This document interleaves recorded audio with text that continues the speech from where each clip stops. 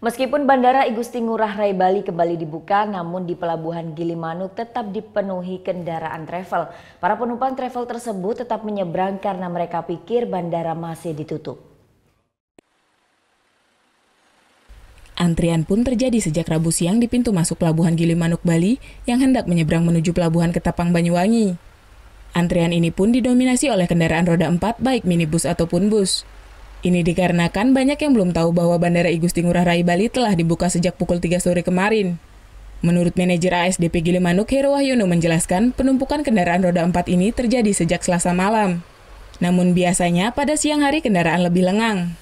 Berbeda pada Rabu hari ini, kendaraan roda 4 baik mobil travel dan bus justru padat pada siang hari.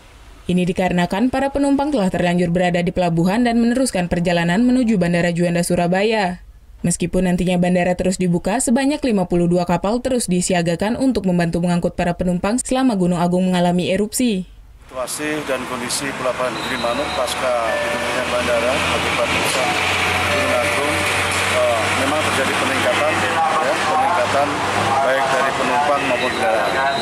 Ya, jadi untuk fasilitas ya, untuk pelayanan kami, untuk loket sifatnya situasional ya.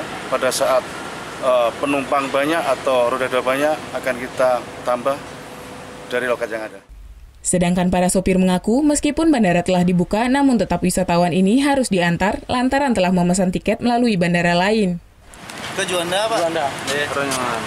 Rombongan dari mana nih, Pak? Dari Portugal. Portugal. Ya. Ini karena Bandara Ngurah Rai ditutup, Pak ya? Dari data ASDP Gilimanuk, hingga Rabu siang sebanyak 5.300 kendaraan roda 4 dan 35.000 penumpang telah meninggalkan Pulau Bali menuju Pelabuhan Ketapang, Banyuwangi. Peningkatan penumpang serta kendaraan yang menggunakan Pelabuhan Gilimanuk ini pun mencapai 40% dari hari biasanya. Putu Wijana melaporkan untuk NET.